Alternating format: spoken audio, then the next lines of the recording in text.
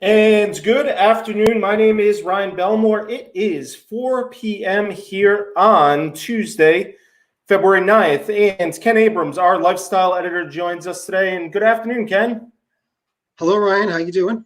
Doing all right. And Another snowy day in New England. It is. It is snowing here in the East Bay. How about there in Central America? Central Rhode Island, Cranston is about a couple inches, I'd say about 2 inches so far. So, yeah, it's coming down. All right, excellent. And we continue our conversations with local musicians, artists, and those that influence them. And where are we going today? Well, excited about today. We're going to be hearing from Matt Smith, who is the manager at Club Passim, the famous legendary club up in Cambridge that has introduced so many folk musicians and beyond, jazz musicians historically, to the scene. So we're looking forward to talking to him. He also has just received, is starting off at WMVY, great radio station based in Martha's Vineyard. He has a special show. We're going to be hearing about that. So looking forward to talking to Matt today. Excellent. And without further ado, hello, Matt. How are you? I'm doing well. How about you? Good. And we might as well get a snow report from your location. It is snowing outside of my window indeed. There's probably an inch or so on my car out there.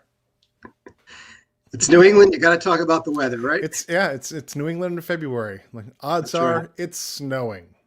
That's right. So this is about musicians and people that influence. Does that mean I'm an influencer? But sure. We're all influencers, right? An internet influencer? That just sounds You've got to get so modern and fancy. Do you have your TikTok channel and your YouTube channel? I did download TikTok onto my phone. I haven't done a thing with it. I'll tell you, and I made up that little tagline of what this series is about.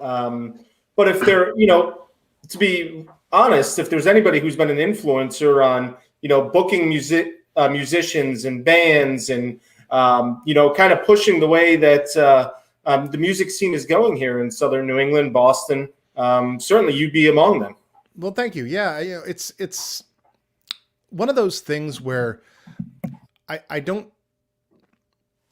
I understand the idea of the influencer, but to me, that sounds so calculating.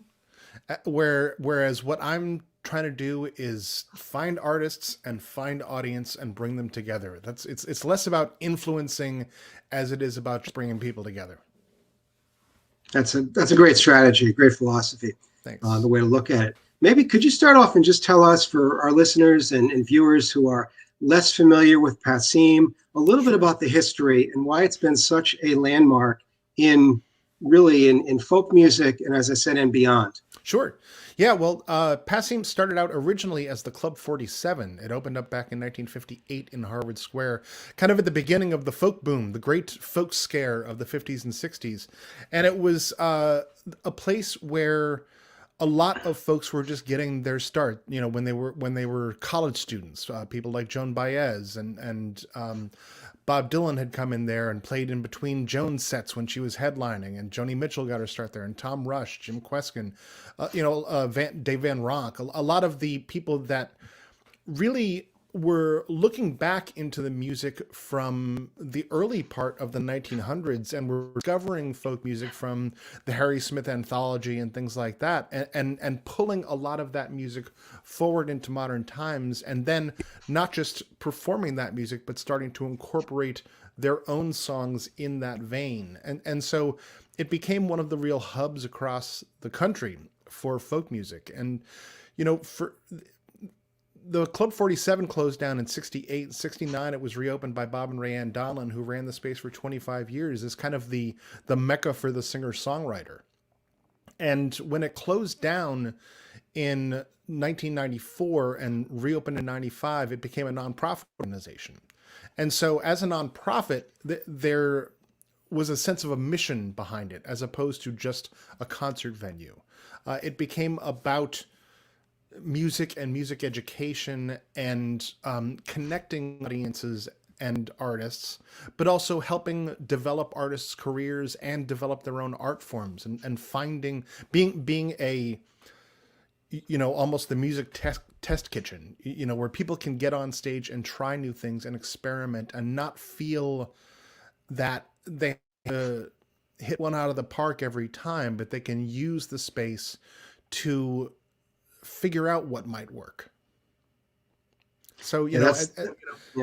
these days as a nonprofit, like, so we're the club where during the best of times, we're running concerts 7 nights a week in the room. We run a music school, which has gone online now. We have outreach programs, free outdoor concerts when that's safe. We just had our Celtic Festival last month, or a couple months ago now. And then we, about 10 or 11 years ago, started something called the Iguana Music Fund through a donor of ours, where they gave seed money and we gave grants to artists to help with their projects. So these are grants between $500 and $2,000 to New England-based artists to help with their projects. And so we became, not just a place that was a stage for people, but it was a fund for people to help with their projects. And then when we closed down at the beginning of the pandemic, we started raising money just for artist living costs, knowing that everyone was going to be out of work. And so we started something called the Passim Emergency Artist Relief Fund. And through that now, we have raised and distributed over $150,000 to artists, just to help with their living expenses while the gig economy has dried up. That's great. Passim is, in many ways, it's been a pipeline to the Newport Folk Festival, which we talk a lot about here on What's Up Noop. And the festival followed a similar model. It went in a nonprofit direction, and it really sees its mission as more than just providing entertainment, but really, supporting the art form. So that's great. Great to hear. So you've been doing a lot of virtual concerts over the last few months, right? Not over the last few months. I mean, we're almost to a year now. And streaming concerts was not a new thing to us. We started doing live streams from the club even when we were in the room. We started with a local company called Concert Window that got its start. We were the test kitchen. We were the first thing that they tried as far as an install in a venue, in a brick and mortar venue, to make live streaming content. And so we were streaming most of our shows online for over 10 years before this came. And then when we closed down, the first day that we were closed, we were streaming live remotely with Chris Delmhorst, who was the first artist we closed down the 11th. Her show was the 12th, and we went live with her on Facebook from her home. So, we've been going nearly 7 nights a week since we shut down. Yeah, the shows have been amazing, really, from the beginning. I remember back in March, last March. No, I tuned in. Mercy Now. Mary Gaucher. Thank you, Mary. Yes. Yeah. Mary, exactly. So many shows since then have been that you guys have been streaming. So you definitely took the lead in that, and I guess the experience of having produced those shows over the years, made the difference. You were able to jump right in. Yeah, we've changed the technology that we've used since the first days, and we've been able to now do some live streams from the club. We upgraded our equipment in the club and have been trying to do, audience-less shows from there occasionally, because it's an opportunity for artists to kind of, get out of the house and play together as long as we're safe about it. But then, also it brings the viewer back into the club again, and you see the space and say like, oh yeah, it's still there. It's still going. That's great. We recently interviewed Tom Rush. It was his birthday, I believe, yesterday. He turned 80, and he talked about, he had fond memories of his days there. And I guess, I don't know if he brought or tried to bring Joni Mitchell to Boston, and she had a recording date, or I know she eventually got there.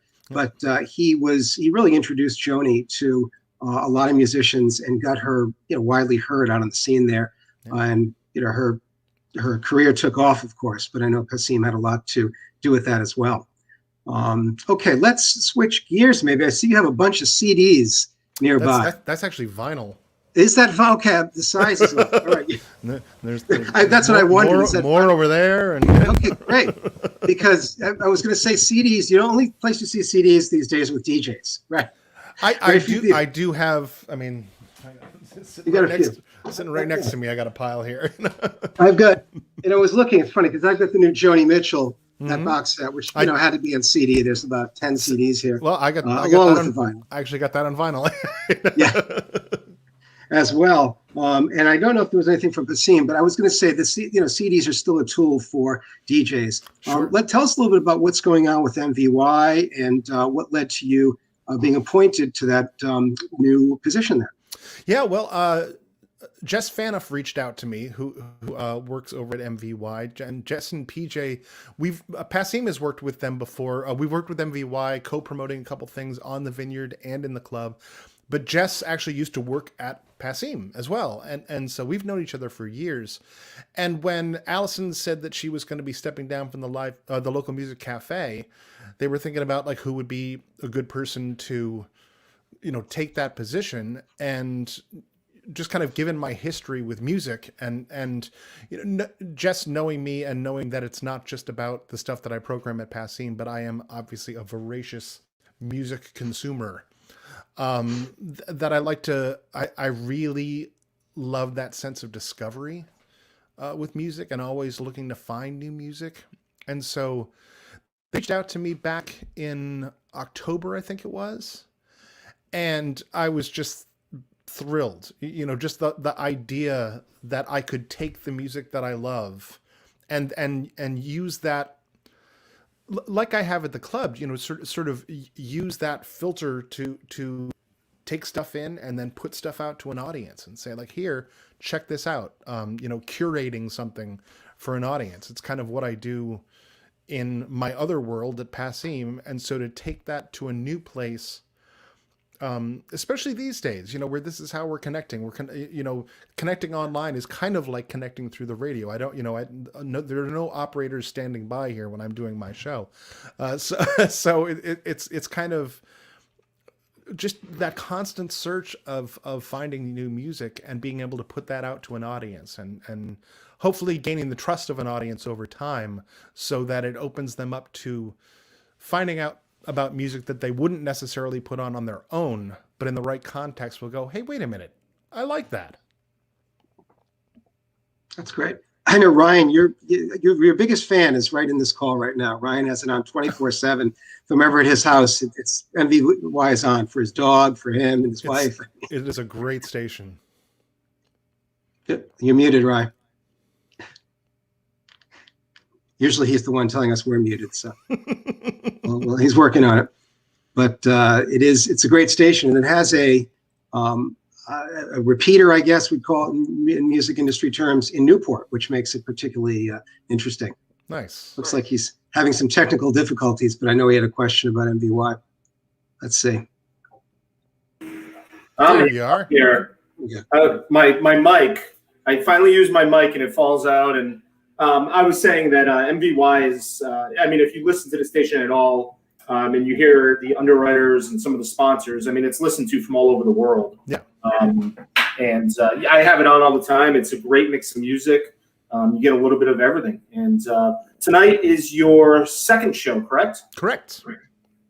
And tell people a little bit about what time and how they can listen to it. And, Sure. You can go on the radio at 88.7, from MVY, but also if you go to MVYRadio.org, the show is live streamed on the website. It also gets archived there.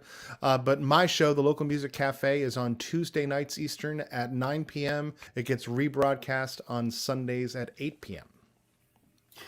And what's great about that, I myself do a show on WRIU down at the University of Rhode Island, 6 to 9 on Tuesdays tonight. So we can go from my show to your show. What an intro, what a great segue there. A bonus hour of wonderful music. Right. And of course, you can stick with RIU. They have good programming too, so you can go back and forth. Absolutely. Now, we're non-commercial. Now, I wanted to ask you that. Is MVY is a commercial station, or is it considered a nonprofit? It's nonprofit. It's a .org. It is not. Okay. Yep. I wasn't sure about that. Yep. What do you account for? What we've seen in recent years with the internet, with streaming music, of course, taking a huge chunk of music listening. You've got stations, I think of like FUV in New York, stations in the West Coast, KTEP, stations like that. All these stations that have sort of a national, international fan base. How do you account for that, and what do you think about that? Well, I think some of that has to do with that concept of curated music. You can put on a Spotify playlist or Pandora and just shuffle any number of things, that you have either in your personal library or the kind of, if you like this, then you'll like that. But you tend to be more ready to listen if it's someone you trust giving you something. And so your ears are going to be open a little bit wider when someone you trust says, I think you're going to like this. You should check this out. And so I think that people like that. There's an element of comfort to it, but there's an element of trust and knowing what a station is like. I mean, like you were saying, Ryan, about, how you listen to MVY all the time. I was just talking to someone from the Globe earlier today who said they grew up listening to MVY. That's what was always on. And so when a station has that kind of connection, it becomes, it becomes part of your routine. It becomes part of your family in a way. And so holding on to that, you really get an outlet where actually it's more of an input, from something that you otherwise wouldn't get. It's that trust and that comfort. Really, that they're going to find the thing that you like. Because with all of the world now, being accessible all the time, there's too much data out there, so having someone say, you know what, I got this for you. I'm gonna distill this down to this hour of music and give it to you, and hopefully you're gonna like something out of this. There's a lot to that. Well, filtering through, I mean, really what's out there, there's so much. Even I'm sure both you guys get a lot of email from publicists throughout the day, throughout the year, and it's just too much to listen to every song sometimes. So you have to sort of say, well, I'll try a little this, a little that. But Yep. It is, it's still something that is very much, a business, that model that's out there, and people want to be heard on the radio. So that's great. It's quite remarkable, this little tiny radio station on this little tiny island in the middle of nowhere has this huge national, worldwide appeal.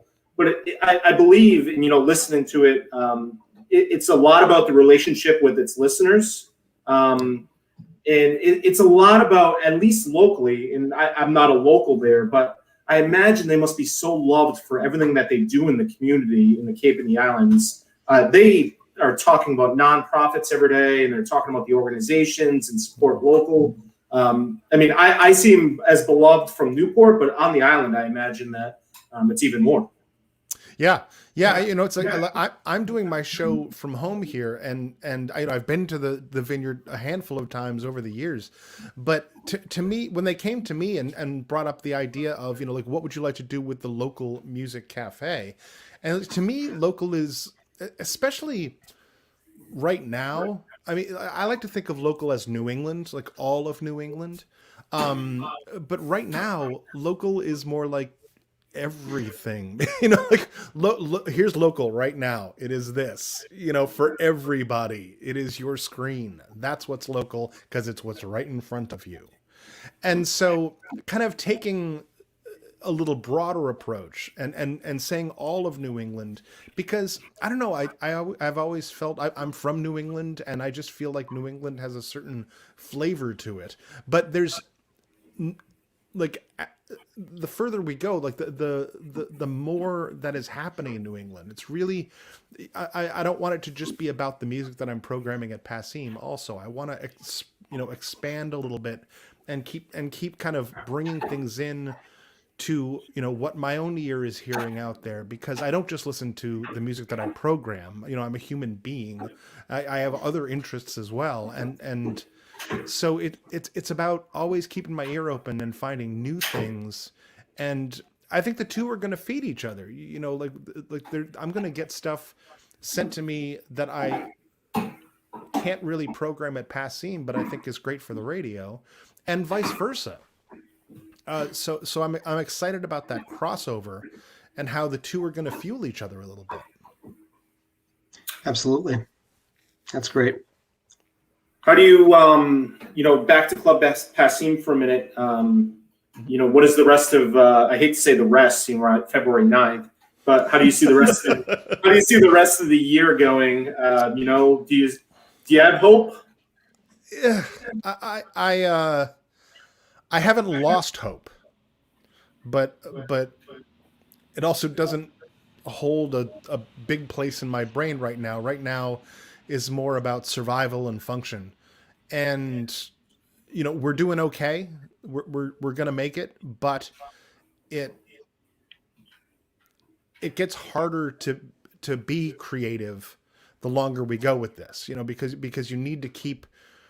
It's a lot harder to hold people's attention on the screen than it is in person. And so, how do we create dynamic programming that fits people's new mindset of what a concert looks like? Because it's different. It's definitely different. Like a live streamed concert is not the same as being in a room and sharing it with other people. It tends to be shorter. You need to make it dynamic in other ways and bring in guests and just keep it interesting to people so that they stay for a while instead of moving on to the next live stream that's going on, or Yep. whatever they want to watch on Netflix. Or so it's definitely hard, and I hope that we can be open for some kind of limited in-person shows by the fall. But if we aren't, we aren't. Like, I'm not putting all my eggs in that basket because I don't feel that it's safe to do that. I want to be smart about how we reopen, and I want to be safe about how we reopen. So we're finding ways to engage, and we're going to keep trying, and we're going to keep experimenting. Being a small staff, it allows us to be kind of nimble about what we do. We can change on a dime pretty quick, pretty well. And it's been, there has been an element of experimentation that has been fun. It's a strange word to use in these times, but just seeing when something does work and you're like, wow, that actually did feel like a show, or that actually did have an element of feeling like we were together for a time. And so it's trying to try to create new ways to experience, and we'll use these tools beyond when we're opening, because think about what the life of a touring artist is going to be like, especially if you're a developing artist. We might be able to do online streams with people that live far away, that they might be a couple years out of actually making it to the Northeast to tour.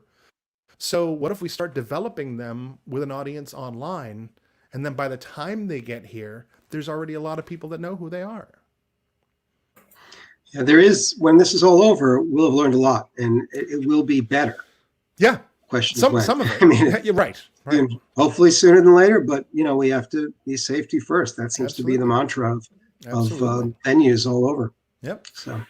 And this is a good time to remind everybody that both Club Passim and MVYRADIO are nonprofits. So if you happen to have your piggy bank is sitting there bursting, and you want to support either or, I'm sure if you go to either websites, they'll give you good reasons to throw a couple of dollars their way to help them carry them through quite a year, the rest of this year and much further. Yeah, it's crazy to think that we're coming up on a year. In a month's time, we'll have been closed for a year. And when we closed down back last March, we were all thinking like, all right, couple weeks we'll be back in the room again. And then it was like, all right, couple weeks was a little ambitious, but definitely by Memorial Day we're going to be open again. And then it was like, well, of course by the fall, and then of course by February, it's like, here we are again. We just keep, because you can't think about it as if we went into this last March of the day we closed down, if we said we're going to be closed now for 18 months. Yeah. I mean, it would just have been devastating, and we'd have just packed up all our toys and gone home. But this need to create has offered an opportunity for us to get experimental with what we're doing, and to continue keeping artists working. We're doing our best to find a way to get work to artists when, because a lot of them are doing live streams on their own and are being successful at that. But a lot of them don't have that kind of fan base to merit continued eyes on the screen. And so we're able to help that out and give them a bigger platform than they otherwise would have. Now, gentlemen, Ken, you are on WRIU 6 to 9, and then Matt takes over on MVY at 9. And Timmy May, a musician here in Newport, wants a preview of tonight's radio shows. So, Ken, I'm going to let you go first because you are the opener tonight for Matt. Yeah, I'm honored. Tonight's show. Every week we do new folk and roots Americana in the first hour on RIU 6 to 7. So we've got a couple of Newport folk artists. Madison Cunningham has a great new song out. We interviewed Madison, I was going to say last summer, but a year and a half ago at Newport. Had it on What's Up New. And a bunch of other new stuff that is mostly the last few weeks have been released. And then in the 7 o'clock hour, we have local artists. And this week, let's see if I can remember, we have Chris Monty, who's a Providence-based folk and roots performer. And we have Jody Treller Sampson, who really has a nice sort of an alt indie sound during our 7 o'clock hour. And we're doing a lot of blues and R&B and roots tonight. It's Black History Month, so doing a lot of traditional blues, got some Muddy Waters, some Lightning Hopkins, some Sun House, really cool show ahead on RIU. Hand it over to Matt. Well, tonight on the Local Music Café, we're going to have a lot of new music that's been out in the last year, including a song that means a lot right now from a band called Calliope Jones out in Western Mass, their new song called Beach Day, which we could all use. But new music from Liv Green, Vance Gilbert, a classic New England artist, a kind of more of a indie rock band, corporate punk. We're going to hear from Dietrich Strauss and the Blue Ribbons, bluegrass band Della Mae, who were originally from up here, but are down kind of mostly in Nashville now.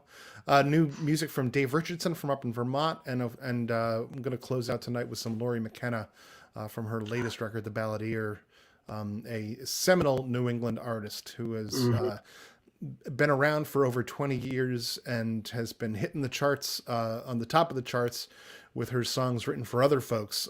But it's always great to hear her voice too. And Laurie's a songwriter for the stars. She really is. She fits that Indeed. Definition. And great story. We're going to have to get her on one of these days, Ryan. She's up in Brockton or Randolph, Stoughton, right. Massachusetts. I'm in the South Shore area there, but and she's someone that's been part of the Passim scene since hitting the open mics. Yep. And there's been great so story. many in the past 26 years that I've been there that have gone from that open mic or just learning how to play the guitar and learning their first songs that have gone on to incredible success, like Mary Gaucher. Mary Gaucher was still working a restaurant when she first started coming around to play our open mics. And Anais Mitchell, who has had tremendous success on Broadway with Hadestown, she used to take songwriting classes at the Passim School of Music and come and play our open mics and Campfire Festival. So it's been incredible to see some of these artists grow so big, beyond their humble beginnings at Club Passim. That's great. Well, we look forward to the day we can get back to the club. And in the meantime, we'll continue to post your streams on our site and we'll watch them, encourage our viewers and readers to. Great. And, we'll do our best. So we've got a lot to look forward to. Yeah. Well, thanks, Ken. Thanks, Ryan. Of course. Thank you. Thanks. And we'll hear you on the radio tonight at 9 and every Tuesday night. We're looking forward to it. And of course, people can grab it from the archives if 9 o'clock is too late. If they're like me and they're falling asleep during Jeopardy. So download it and listen to it tomorrow while in the car. So whatever it may be. But Matt, thank you very much, and our best to everybody at MVY and as well as Club Passim. And hopefully, people will think about your venues and your ventures and the other nonprofit venues out there, like the Festivals Foundation in Newport and places like that, because they need as much support as they can right now to make sure that when things are okay, that they're still around. Absolutely. All right, Matt. Well, thank you very much, my friend. You bet. Thanks for having me on. All right. And Ken, great job, and that was Matt Smith, and we thank you for joining us. Absolutely. It was great talking to Matt and really learning a lot more about the local and regional scene, really, when it comes to music. There's a lot happening, so people need to continue to support their local artists as best they can. I know it's been a tough time, but there's a lot going on. So we'll continue to put it on the site, and hopefully we'll get through this. All right. I appreciate it, Ken, and we will chat again very soon. Absolutely. Good seeing you, Ryan. All right. For the latest on what's happening new and to do, visit whatsupnuke.com. You will find this video, if you missed any portion of it, or if you want to share it with your friends and family, available on whatsupnuke.com, as well as it's on our Facebook pages and on our YouTube channel. Thanks for watching, and thank you, Matt Smith, for joining us today.